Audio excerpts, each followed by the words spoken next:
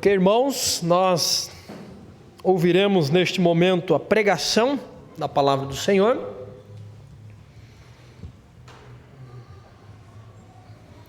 Abra sua Bíblia para a primeira carta, primeira e única carta aos Efésios. Não tem segunda Efésios, tem a carta aos Efésios.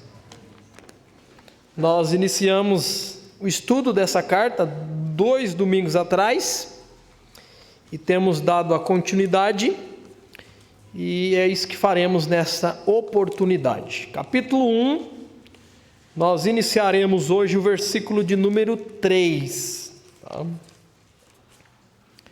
Irmãos, eu sei que já foi feita uma oração, mas eu gostaria de mais uma vez orar para que Deus nos abençoe neste momento. Pai, nós estamos agora diante da Tua palavra e nós somos dependentes do auxílio do Teu Espírito Santo.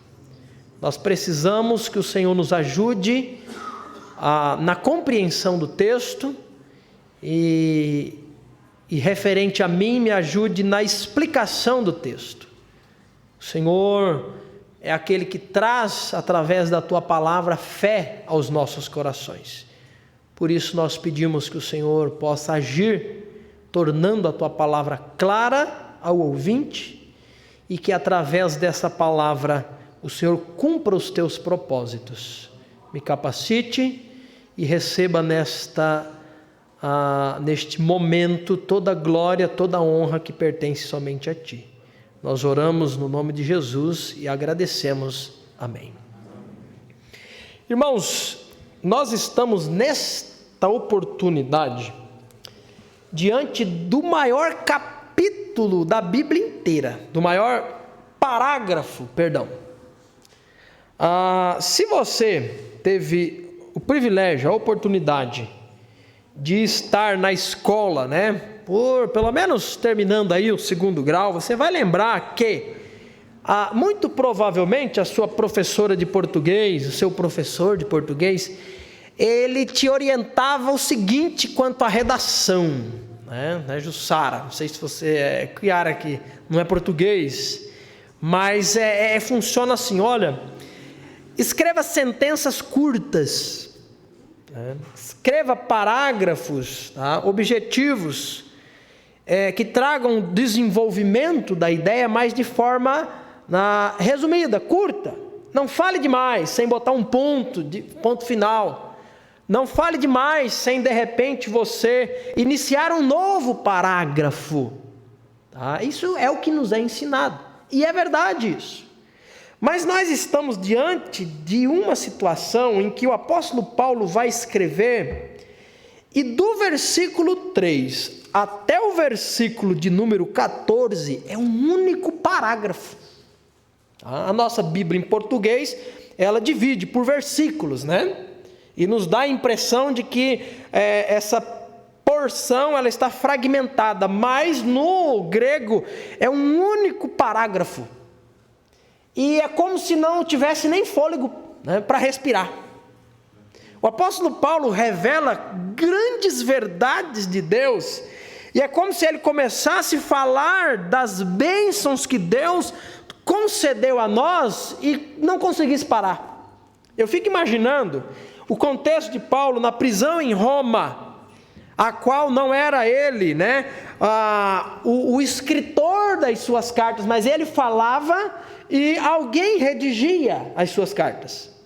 Aí existem várias possibilidades, talvez um problema de visão, talvez algumas teorias relacionadas a isso, tanto que em algumas cartas, em algum momento o apóstolo Paulo, no encerramento final, ele diz assim: eu, Paulo, escrevo de próprio punho, tornando algo mais pessoal ainda para aqueles irmãos que recebiam.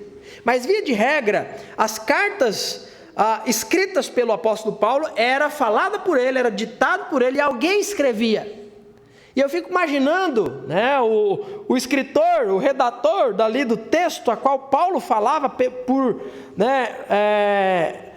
mover do Espírito Santo, de repente percebendo que Paulo não para, Paulo não respira, Paulo não dá aquela pausa para o início de um novo parágrafo. Paulo desenvolve em um único parágrafo tudo o que ele tem para falar e vai dos versos de 3 a 14. Eu tive um professor no seminário que ele disse assim sobre a matéria de pregação: procure pregar um parágrafo por vez, porque você vai conseguir ser mais claro, você vai conseguir explicar melhor. Então não pregue porções muito grandes da Bíblia, não fique saindo de um lugar para o outro e vai para lá e vem para cá e liga isso com aquilo. Não, se propõe a pregar um parágrafo e explique esse parágrafo, aplique ele. E eu gosto de fazer isso, mas nesse parágrafo aqui, irmãos, nós vamos gastar alguns domingos, tá? Hoje nós vamos iniciá-lo e vamos ver que essa profundidade de ensino é realmente algo, é um mistério que Deus estava revelando naquele momento para o apóstolo Paulo, consequentemente para os irmãos, que anteriormente não havia sido falado. O texto nos diz assim, acompanhe comigo, versículo 3: todo louvor seja a Deus, o Pai de nosso Senhor Jesus Cristo, que nos abençoou em Cristo com todas as bênçãos celestiais, nos domínios celestes, todas as bênçãos espirituais. Versículo 4: mesmo antes de criar o mundo, Deus nos amou e nos escolheu em Cristo para sermos santos e sem culpa diante dele. Ele nos predestinou para si, para nos adotar como filhos por meio de Jesus Cristo, conforme o bom propósito de sua vontade.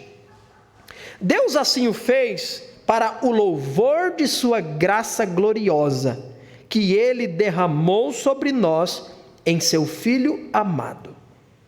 Ele é tão rico em graça que comprou nossa liberdade com o sangue de seu Filho e perdoou os nossos pecados. Generosamente derramou sua graça sobre nós e com ela toda sabedoria e todo entendimento. Agora Deus nos revelou sua vontade secreta a respeito de Cristo, isto é, o cumprimento de seu bom propósito. E o plano é este: no devido tempo, ele reunirá sob a autoridade de Cristo tudo que existe nos céus e na terra. Além disso, em Cristo, nós nos tornamos herdeiros de Deus, pois ele nos predestinou conforme o seu plano e faz que tudo ocorra de acordo com sua vontade. O propósito de Deus era que nós, os primeiros a confiar em Cristo, louvássemos a Deus e lhe dessemos glória. Agora vocês também ouviram a verdade, as boas novas da salvação. E quando creram em Cristo, ele colocou sobre vocês o selo do Espírito Santo que havia prometido. O Espírito é a garantia de nossa herança, até o dia em que Deus nos resgatará como sua propriedade, para o louvor de sua glória. Viu aí por que nós não vamos conseguir cobrir tudo hoje, né? Impossível. Esse texto é chamado por alguns estudiosos como um magnífico portal, como um hino de louvor, um elogio ao nosso grande Deus, e na verdade um louvor a Deus o Pai, a Jesus o Cristo e ao Espírito Santo. Todo esse parágrafo, que vai dos versos 3 ao 15, 14, algo assim que nós lemos também o 15, na divisão aí, constitui-se na verdade um hino cristológico. Cristo é exaltado, Cristo é entronizado, Cristo é cantado, seus feitos, sua obra, a realização da salvação em Cristo, junto com outros hinos cristológicos que a Bíblia apresenta. Um deles nós vimos na última exposição, que foi a carta aos Colossenses. Lembra o capítulo 1? falando de Cristo, a imagem do Deus invisível, que nos comprou para si. Então, são porções da palavra do Senhor como se fosse um hino de louvor ao nosso Deus, a Cristo Jesus. E a expressão em Cristo e os seus sinônimos, só nesse trecho que nós lemos, aparece cerca de 10 vezes.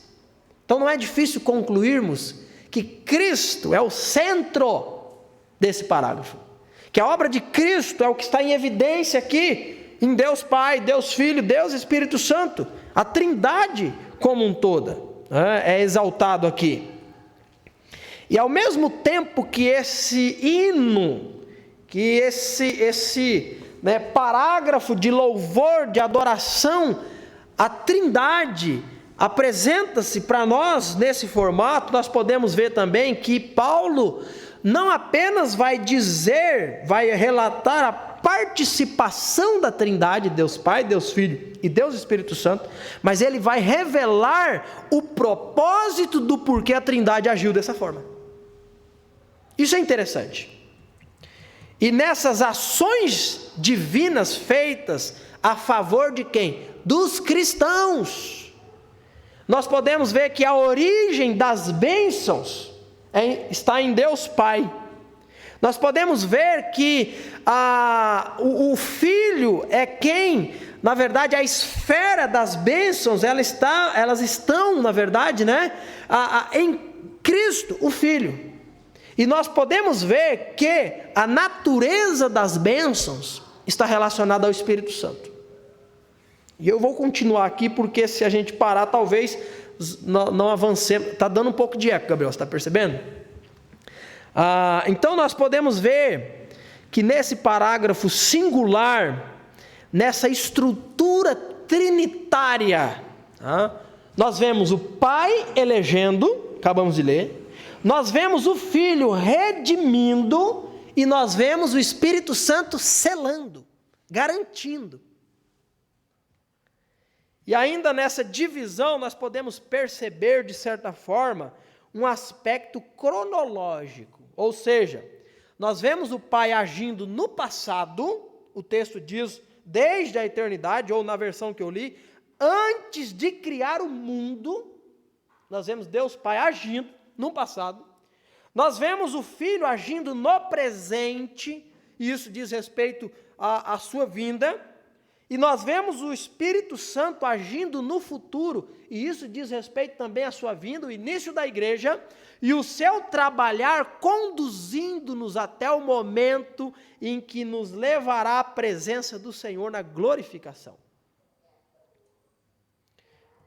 Notamos também que, além de serem planejadas e objetivas as ações da Trindade, elas são também propositivas, são propositais, ou seja, tem um propósito, tem um objetivo, tem uma razão de ser. E a razão de ser das bênçãos que Deus nos concedeu, o apóstolo Paulo revela, que é para o louvor da sua graça gloriosa. Versículo 6 diz isso. E ele também vai dizer, no versículo 15, que eu li também, ou 14, perdão, não li o 15, é o 14, vai dizer no final, para o louvor da sua glória. Deus agiu, a Trindade agiu, o Pai elegeu, o Filho redimiu, o Espírito Santo selou, Deus nos abençoou para o louvor da sua glória. Esse é o objetivo. E nós podemos perceber, como já disse, que se trata de algo que anteriormente não havia sido revelado. Paulo vai chamar de o mistério a respeito de Cristo. E lá em Colossenses, falando do mesmo mistério, ele vai falar para os irmãos de Colossos que é Cristo que habita em vocês, a esperança da glória. Esse é um mistério que Deus está revelando por meio do Espírito Santo através do apóstolo Paulo. Que desde a eternidade passada Deus está trabalhando para nos fazer filhos e com isso o nome dele é louvado, é glorificado. Então, ao estudarmos esse texto, esse trecho, esse parágrafo, essa carta como um todo, vai ficar evidente a seguinte afirmação: que diante das bênçãos divinas, em todos os tempos, para cada cristão, você deve viver para o louvor da glória e da graça de Deus. Esse é o objetivo. E aí nós vamos ver, começando hoje, tá, que as bênçãos divinas para o louvor da sua graça gloriosa, conforme essa versão vai nos dizer, elas começam no passado com a ação de Deus Pai. Hoje nós vamos ver apenas isso. Que no passado os cristãos foram abençoados por quem? Por Deus Pai. E o versículo 3 nos diz, nos confirma isso. Eu vou ler o 3, o 4, o 5 e o 6, falando da ação do Pai e falando que o tempo dessa ação não é hoje, mas foi no passado e se estende hoje. Diz assim o texto: todo louvor seja a Deus, o Pai de nosso Senhor Jesus Cristo, que nos abençoou em Cristo com todas as bênçãos espirituais nos domínios celestes. Mesmo antes de criar o mundo, Deus nos amou e nos escolheu em Cristo para sermos santos e sem culpa diante dele. Ele nos predestinou para si, para nos adotar como filhos por meio de Jesus Cristo, conforme o bom propósito de sua vontade. Até aqui. O texto nos apresenta que toda ação de Deus Pai, ela tem um tempo, tá? E o tempo foi no passado. Em primeiro lugar, o Pai nos abençoou com o quê? O versículo 3 diz aí: com toda sorte, ou com todas as bênçãos espirituais. O Pai nos abençoou com todas as bênçãos espirituais. E a bênção espiritual, tá, ela é espiritual. É bênção espiritual. Isso significa também bênção do Espírito. E a expressão nos abençoou significa que Deus nos tornou benditos. Em momento algum, a Bíblia vai se referir como bendito em si outra pessoa a não ser Deus. Deus é o único ser bendito em si mesmo, tá? Que é capaz de ser louvado, adorado, bendito, porque de fato Deus é quem Ele é. Mas quando de repente a Bíblia menciona qualquer coisa na direção do homem, é no sentido de que o Deus bendito nos abençoou. Não que nós somos benditos em nós mesmos, mas porque carregamos as bênçãos que Deus concedeu a nós. Tá? Um pastor que faleceu há um tempo atrás, pastor Shed, bastante conhecido, né?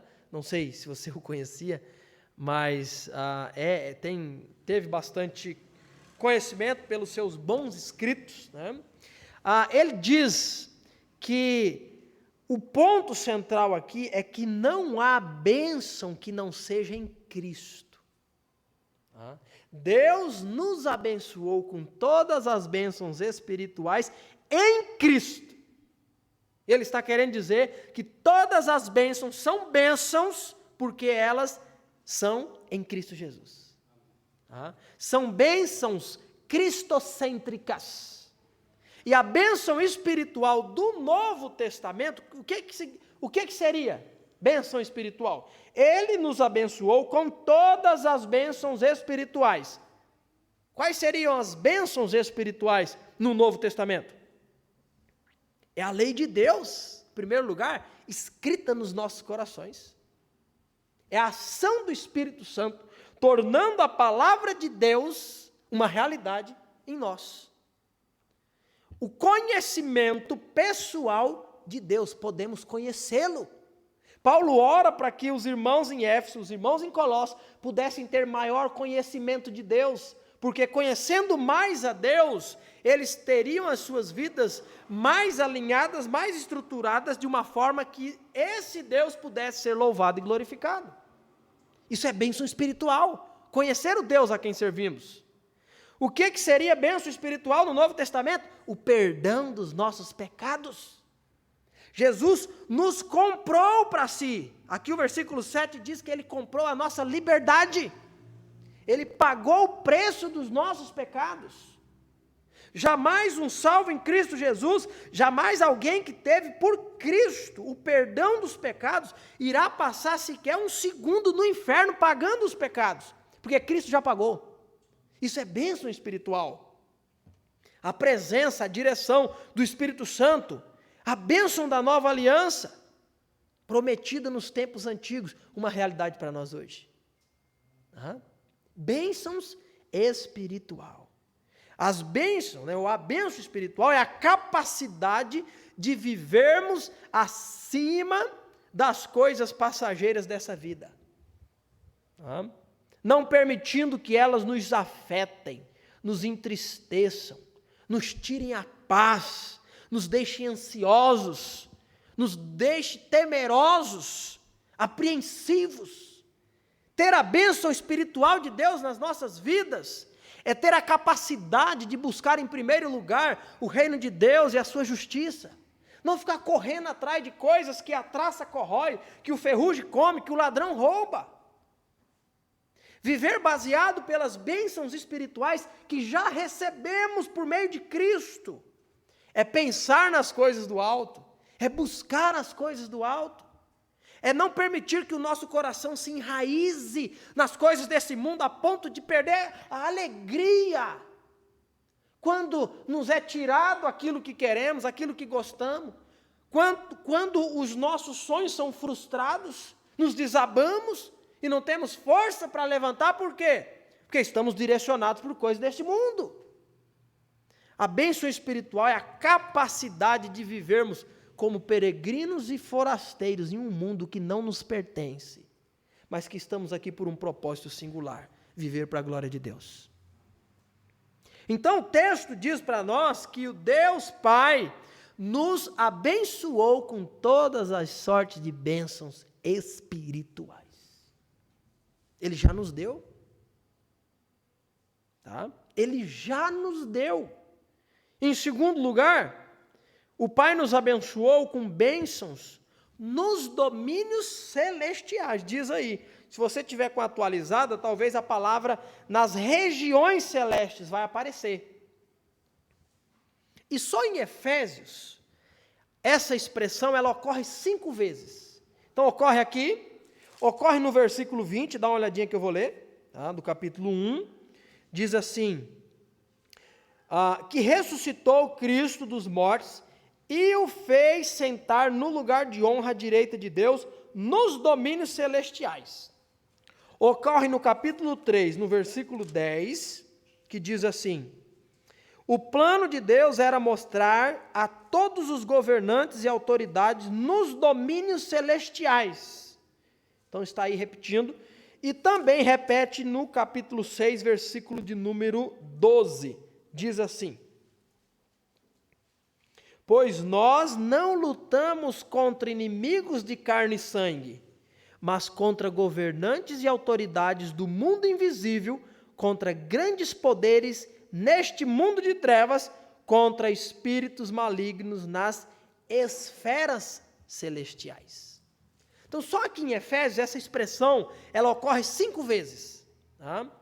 E o ponto é que essa frase, nas regiões celestes, ou nos domínios celestiais, indica que essa bênção espiritual, ela é celestial em sua origem.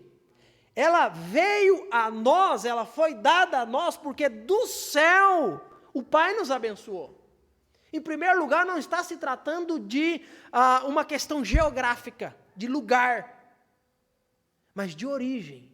É bênção, é espiritual, porque vem do Espírito de Deus, e é bênção celestial, porque do céu o Senhor concedeu a cada um de nós. E a bênção espiritual, por sua origem, nos eleva para um outro plano. Eu vou ler essa parte, embora já tenha mencionado um pouco acima, e nos diz assim, nessa esfera de vida, onde pensamos nas coisas de cima, e não nas coisas aqui da terra. A bênção celestial, espiritual, nos eleva para vivermos essa realidade. Já antevemos e usufruímos da graça e da paz que só o Senhor Jesus pode nos conceder. Nós podemos hoje desfrutar de paz, de verdadeira paz, de paz celestial, porque dos céus nós somos abençoados. Tem uma música bastante conhecida, eu falo bastante conhecida, eu refiro a mim, né? Se eu conheço, eu acho que é bastante conhecida. Talvez não seja. Mas uma música mais clássica um pouco, ela diz que se Cristo está aqui, o céu é aqui. Em que sentido, tá? Eu não quero, de repente, dar um outro entendimento. De que o ponto é, você sabe por que o céu será tão glorioso como será, conforme a Bíblia destaca? Não é porque lá tem uma rua de ouro. Não é porque lá há um mar de cristal. Não é porque lá há a árvore da vida. O céu será glorioso do jeito que será, porque lá estará o Cristo, o centro de todas as coisas. Então, se nós temos, a Bíblia diz que nós temos a presença, a plenitude de Cristo habitando em nós. Então, nós temos paz verdadeira. Então, nós podemos já usufruir de bênçãos espirituais celestes, que não apenas estão guardadas para nós o dia que chegarmos e adentrarmos nos portões celestiais, mas porque somos celestial no sentido de termos a natureza celeste em nós. Nós podemos desfrutar dessas bênçãos aqui e agora, irmãos. É exatamente onde a igreja, a nova sociedade, ela proclama a multiforme sabedoria de Deus. E os principados e potestades continuam a operar, desejando nos derrubar. As regiões celestes é onde Cristo reina supremo e nós reinamos com Ele. Nós reinamos com Cristo porque já morremos com Cristo. E uma vez que já morremos, nós também ressuscitamos e não estamos mais sujeitos aos legalismos dos homens. E uma vez que já ressuscitamos, nós buscamos as coisas do alto. Colossenses, acabamos de estudar. E aplicando essas verdades,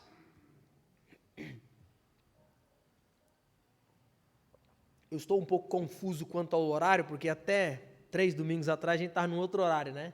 Então, cada pouco eu bato o olho no relógio aqui, eu me assusto, né?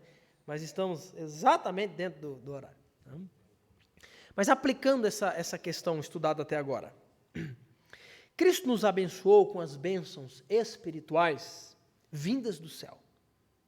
E essas bênçãos e essa realidade devem, a ser uma realidade para nós. Eu preciso viver baseado naquilo que eu recebi, naquilo que eu tenho, naquilo que hoje eu sou. Isso deve dar para nós um senso de que nós estamos nesse mundo, mas nós não somos desse mundo. A nossa natureza, ela é espiritual. Nós vivemos no mundo, é verdade. Nós estamos presos ao tempo e ao espaço, é verdade. Mas nós não somos desse mundo. Nós somos cidadãos dos céus, de onde aguardamos o nosso Senhor. Tá? Então, diante disso, a vida daquele que foi abençoado deve ser direcionada pelas coisas, não da terra, mas pelas coisas de lá de onde eu pertenço, de lá de onde eu sou, de lá de onde eu fui abençoado. Um pouco mais para frente, aqui em Efésios, o apóstolo Paulo vai revelar algumas coisas baseado nessa verdade e em algumas outras que ele vai apresentar, mas lá no capítulo 3, versículo 14, ele vai dizer o seguinte: quando penso em tudo isso o quê? As bênçãos que Deus tem concedido a nós, a graça gloriosa que nos alcançou e tantas outras coisas que ele já vem revelando, ele diz: quando penso em tudo isso, caio de joelhos e oro ao Pai, o Criador de todas as coisas nos céus e na terra, E peço que, da riqueza da sua glória, Ele nos fortaleça com poder interior por meio do seu Espírito. Então Cristo habitará no seu coração à medida que vocês confiarem nele. Suas raízes se aprofundarão em amor e os manterão fortes. Também peço que, como convém a todo povo santo, vocês possam compreender a largura e o comprimento e a altura e a profundidade do amor de Cristo. Oro para que vocês experimentem esse amor, ainda que seja grande demais para ser inteiramente compreendido. Então vocês serão preenchidos com toda a plenitude da vida e poder que vem de Deus. O que Paulo está falando aqui? Que para aquele que recebeu as bênçãos espirituais de Deus, celeste, todas as bênçãos que precisamos, a nossa vida deve ser direcionada por isso. E tem crente vivendo exatamente o oposto disso, irmãos. Ao invés de viver a realidade espiritual neste mundo que é visível, ao invés de viver a realidade invisível no mundo visível, vivem como se a realidade celeste não existisse agora. Vivem como se o céu, se a presença de Deus fosse algo a acontecer no futuro um dia. Vivem a parte dessa realidade. E nessa dinâmica da vida física, da vida espiritual, nessa dinâmica, acaba por não ter os valores do alto como determinantes para a sua vida. Tem muita gente assim. E dessa forma, o que acontece? Acaba dando pouco valor ao seguinte, a oração. Oração não tem valor na vida de alguém que não é direcionado pelas coisas celestiais. Oração não se torna algo importante. O que mais? Que de repente alguém que não está sendo direcionado pelas bênçãos espirituais que recebeu, acaba desprezando enquanto vive nesse mundo. Leitura da palavra. Hoje foi o Salmo 136, amanhã será o 137. Você tem lido? Você tem estudado em casa? O que mais que pessoas que não estão sendo direcionadas pelas bênçãos celestes acabam desprezando a presença significativa no momento de adoração, nas reuniões da igreja. Se der, eu estou lá. Se não der, né? Não estou bem, não vou. Mas o mesmo não estou bem, vai para o trabalho, vai para o shopping, vai para o passeio, vai para tudo quanto é coisa. Mas não dá para ir para a igreja. O que é isso? É alguém que não tem tido os valores celestiais, reflexo das bênçãos celestiais, como determinantes na sua vida. O que mais que acontece com alguém assim? Tem uma enorme dificuldade de contribuição. Ah, porque não dá? Ah, porque isso? Ah, porque aquilo? Ah, porque nada? É porque você não tem tido o fator determinante que nós não estamos nesse mundo para nos enriquecermos. Nós estamos nesse mundo para vivermos para a glória de Deus e parte do nosso louvor, parte da nossa adoração a Deus é reconhecer que já temos recebido dele bênçãos antecipadas e nós podemos devolver parte a ele, como expressão de gratidão, como expressão de louvor, não com sentimento de obrigatoriedade, num sentido de, se eu não fizer, eu estou pecando, se eu não fizer, mas isso reflete que o seu coração, ele está preso às coisas desse mundo. E evangelização? Ele nem faz parte. É algo que alguém vai fazer, menos eu. Ué, você não foi alcançado pelas bênçãos celestiais, espirituais, em Cristo Jesus? Então isso diz respeito a você. E dessa forma, enquanto na vida terrena tudo passa, estar indo bem, né, pode passar, está tudo bem, está dando certo, está prosperando. Na vida espiritual é como se fosse um mendigo, está se arrastando. Precisa, né? É como se fosse, é o vivo morto, é o irmão defuntino. Né? Como que é a realidade de um corpo que não tem vida, de um defunto? Do jeito que você coloca, ele fica, né? Coloca aqui, fica lá. Se puxa para cá, Tem gente assim. Se carrega para a igreja, vem. Se leva para fazer isso, vem. Vamos orar? Vamos. Se não faz, não tem, parece que não tem vida.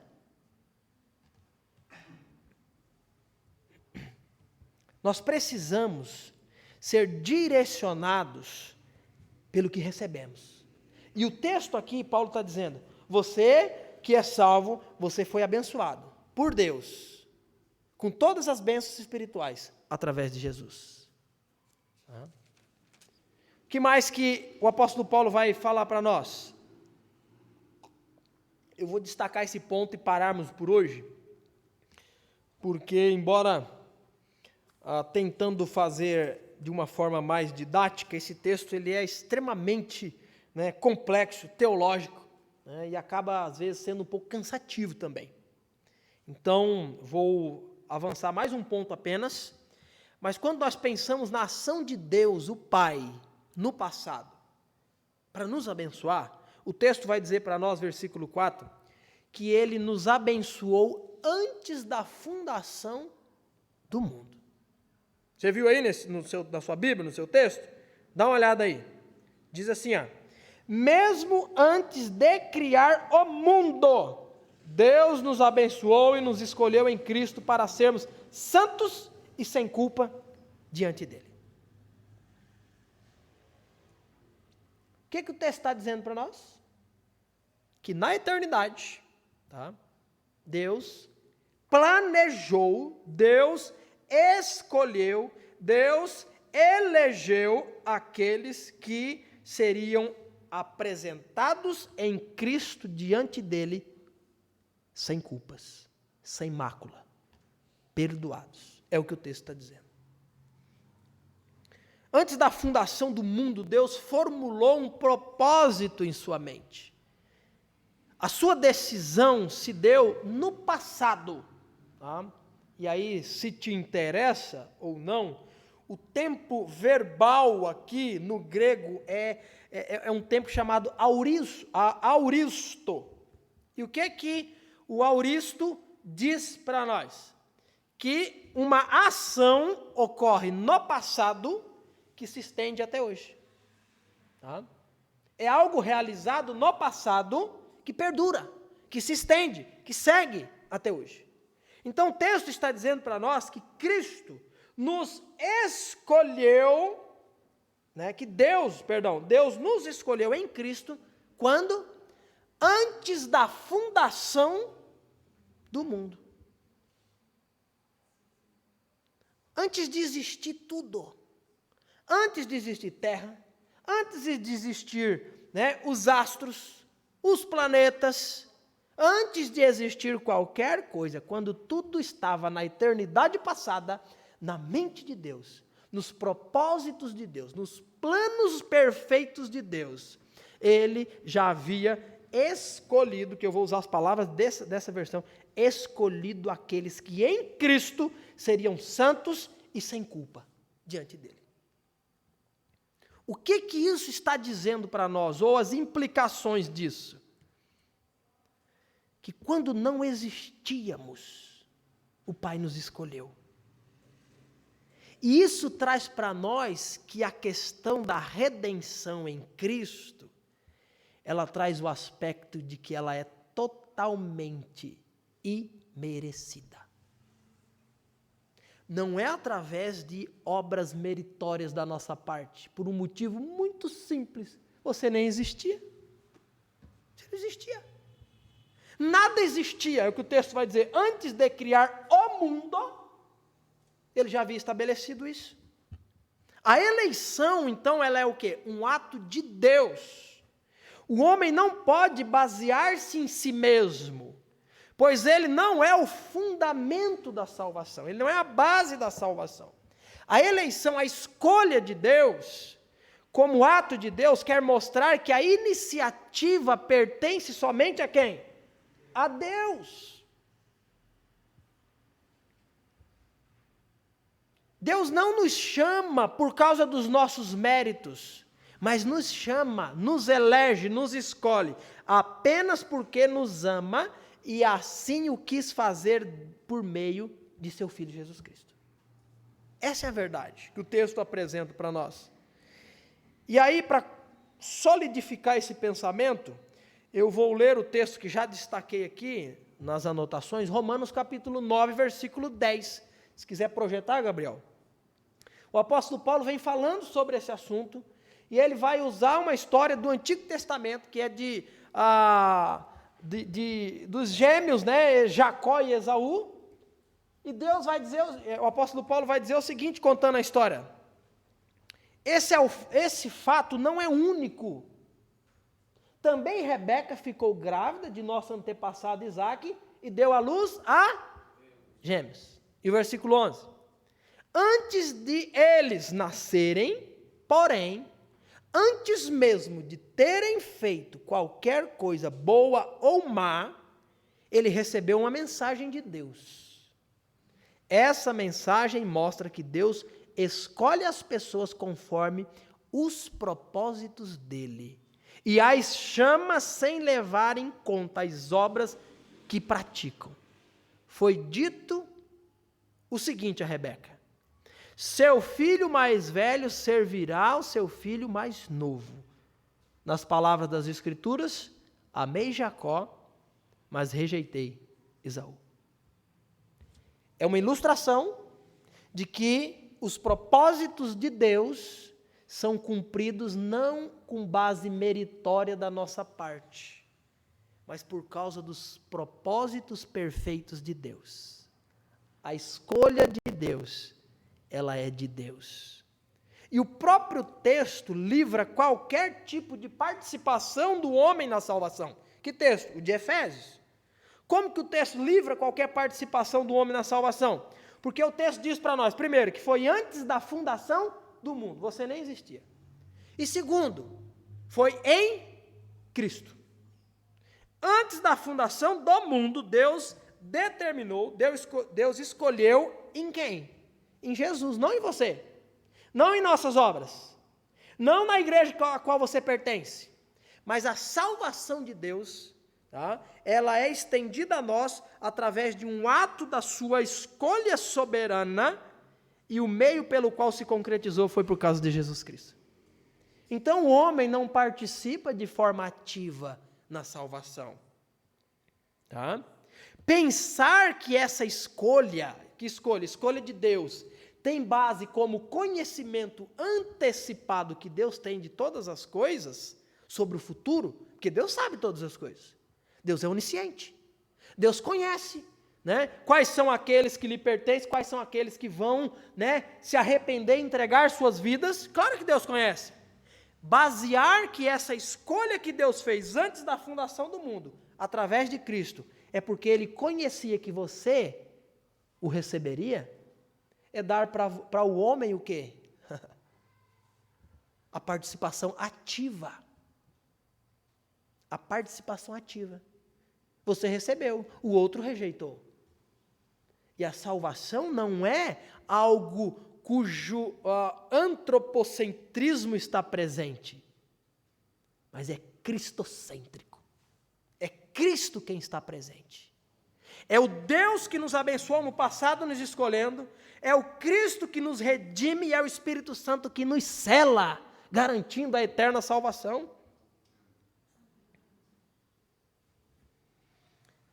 O que o apóstolo Paulo está dizendo aqui no versículo 4, o seu argumento de que Deus, antes de criar o mundo, nos escolheu, é a base por causa do porquê, no versículo 3, ele nos abençoou com todas as sortes de bênçãos espirituais. Por que Deus concedeu todas as bênçãos espirituais, que são do Espírito, que são das regiões celestes, ou seja, da origem celestial? Por que Deus concedeu isso para mim, para você? Porque antes da fundação do mundo, Ele já havia nos escolhido. É isso que o texto está dizendo. O versículo 4 é a base do porquê nós somos abençoados. Nós não somos eleitos porque fomos abençoados. Nós somos abençoados porque nós já fomos escolhidos lá no passado, por Deus, através de Cristo.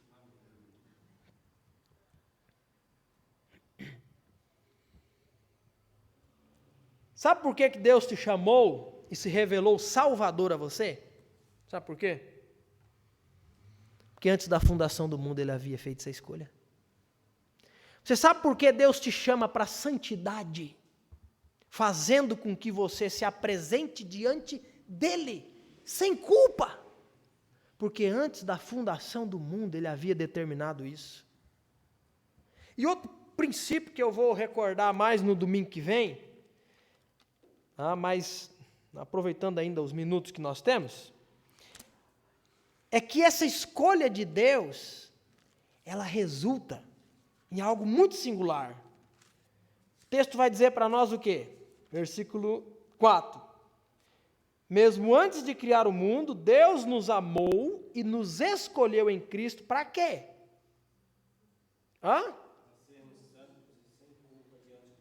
Para sermos santos.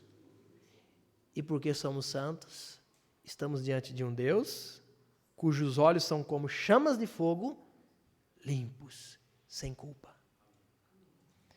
Porque Deus te escolheu, porque Deus escolheu aquele a quem Ele salvou, o salvo trilhará em santidade.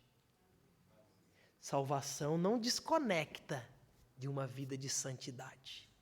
Porque Deus nos escolheu em Cristo para sermos santos. O crente, cuja vida é marcada muito mais por um andar promíscuo diante de Deus do que por um andar em santidade, lutando contra o pecado, a resposta é muito simples. Não adianta ficar inventando. O que o texto diz? Que Ele nos escolheu em Deus, antes de criar o mundo, para quê? Para sermos santos. Santos no sentido de termos recebido e ter sido imputado, colocado em nós a santidade que é de Cristo, que não era nossa. Isso faz com que Deus, ao olhar para nós, não veja a nossa realidade pecadora, mas veja a santidade do seu Filho que foi colocado em nós. Mas santidade tem um aspecto de desenvolvimento também. Não para receber salvação, já somos. Por que seremos santos no sentido desenvolvimento, no sentido de transformação, para sermos parecidos cada vez mais com Jesus? Porque somos salvos. Porque recebemos as bênçãos. Porque Ele nos escolheu. Então, o salvo, que não está cada dia mais sendo transformado à imagem de Jesus Cristo, não se engane. Não é salvo. Não é filho, é bastardo. Não é convertido, é convencido. Porque o verdadeiro convertido, conforme Tiago, vai demonstrar pela sua maneira de viver, pelo seu proceder, as obras da fé. Então esse texto, irmãos, ele é um texto divisor de águas. Ele é um texto que coloca para nós que a salvação é de Deus, pertence a Deus. Ele dá a quem Ele quer e quem Ele quis, Ele escolheu. O texto diz, antes da fundação do mundo, mas aquele a quem Ele escolheu, vão trilhar um caminho de santidade. Serão perfeitos? Sim, um dia, não aqui na terra. Mas um dia, na glorificação, sem a presença do pecado, o texto diz que nós veremos a Cristo e nós seremos como Ele é. Mas enquanto caminhamos aqui, o salvo precisa ser direcionado pelos valores celestiais, pelas bênçãos que nós recebemos. Então a gente não tem que inventar nada. Está vendo? A gente não tem que ter estratégia de nada. A gente não tem que encantoar ninguém. A gente não tem que reduzir a obra de Cristo a como se fosse um Cristo coitadinho, implorando para que você abra a porta do seu coração, porque esse Cristo quer entrar na sua vida para te dar o presente da salvação. Mas se você não o fizer, ele vai embora triste, coitado. Mas esse texto não diz isso mesmo. O texto diz que Deus salva quem Ele escolheu. Isso não está baseado na condição do homem ter o livre-arbítrio de dizer sim ou não para Deus. Mas escolhidos fomos, escolhidos somos, pela graça, pelo amor. E em santidade viveremos, não para receber essa salvação, mas porque recebemos. E o nosso objetivo é o louvor da glória de Deus. Que Deus te abençoe. Que Deus nos abençoe. Aí talvez você faça a seguinte pergunta: pastor, será que eu sou um escolhido de Deus? É bom ter medo. Será que eu sou? É fácil. Vamos olhar para a sua vida. Tem sido um andar de santidade? Tem sido um andar cuja realidade dos valores celestiais se aplicam na sua vida? E as prioridades na sua vida não são esse mundo, mas as coisas celestiais? Essa é a confirmação. Como que eu sei se eu sou um eleito de Deus? Você recebeu a Cristo como seu Salvador? Você arrependeu dos seus pecados? Isso só é obra celestial na vida de um pecador morto. Não é mérito humano. Você crê? Só crê aquele que pertence a Deus. Só é transformado aquele que por Ele é alcançado. Eu gostaria de encerrar o culto nesta noite cantando um hino.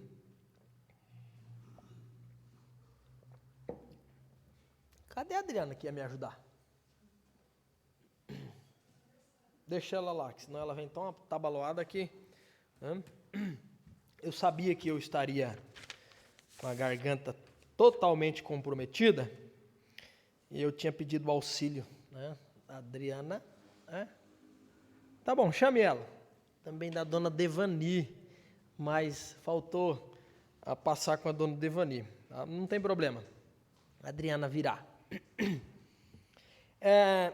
Essa música, ela reflete de uma forma tão perfeita o que Efésios vai nos dizer sobre a salvação, sobre a escolha que Deus fez, sobre essa escolha ter sido pela graça de Deus, pelo amor de Deus, não por mérito humano. Essa música vai falar que a razão de Deus ter escolhido a mim e a você não eram obras de merecimento, porque nós não merecíamos. Deus não levou em conta, Deus não levou exigências humanas, mas Deus escolheu, tá, fazendo por nós aquilo que não faríamos. Paulo vai dizer que nós éramos inimigos da cruz, nem queríamos Cristo. Essa música vai dizer que é a graça de Deus, que é irresistível ao homem que está morto em pecado, ela provoca em nós um viver em santidade para com Deus. Então, chega, Adriano, para nós cantar. Hoje eu vou estar apresentando essa música e domingo que vem, se possível, nós vamos cantar já com a igreja, tá? Enquanto estiver caminhando aqui em Efésios, principalmente nessas partes iniciais, nós vamos estar cantando, tá, essa música.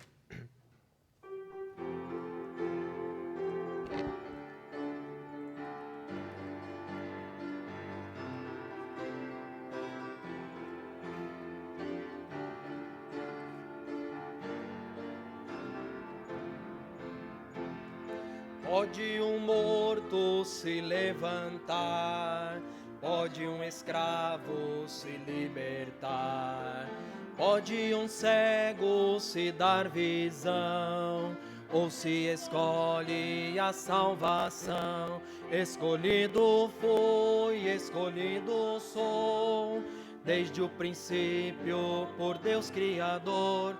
Escolhido fui, escolhido sou, pela graça, pelo amor. Não existia razão em mim para o Deus Santo escolher-me. Sem exigência elegeu a mim, pois nunca iria querer-lhe.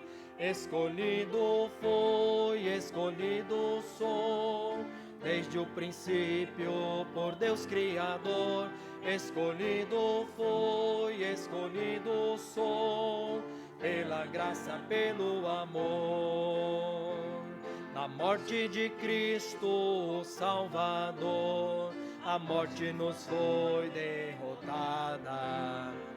Nenhuma gota de sangue eficaz em vão foi na cruz derramada. Escolhido fui, escolhido sou, desde o princípio por Deus Criador. Escolhido fui, escolhido sou, pela graça, pelo amor. Irresistível a graça de Deus ao que está morto em pecado. É soberano o chamado do Pai ao homem atraído e amado. Escolhido fui, escolhido sou, desde o princípio por Deus Criador. Escolhido fui, escolhido sou, pela graça, pelo amor. Em santidade por Cristo viver, vencendo o mundo e o pecado. Nada, ninguém, nem a morte ou mal, afastam de Deus seus amados. Escolhido fui, escolhido sou, desde o princípio por Deus Criador. Escolhido fui, escolhido sou, pela graça, pelo amor. Pela graça, pelo amor. Pela graça, pelo amor. Amém. Irmãos, isso deve nos colocar diante de Deus agradecidos, rendidos, entregues a esse Deus e desejosos por viver exclusivamente para Ele. Que Deus abençoe sua vida. Vamos orar. Pai, nós te louvamos, nós te exaltamos, nós te agradecemos. Nós bendizemos, ó Deus, a Ti, que operou, ó Deus, essa obra tão maravilhosa em pecadores como nós, mortos em nossos pecados, distantes da Tua graça, e nem desejando estávamos o Senhor. Como inimigos da cruz de Cristo, nós somos alcançados pela Tua cruz. Hoje nós temos, Senhor, a oportunidade de vivermos para o Senhor, porque o Senhor nos escolheu e porque o seu amor dura para sempre. Abençoe a tua igreja, Pai.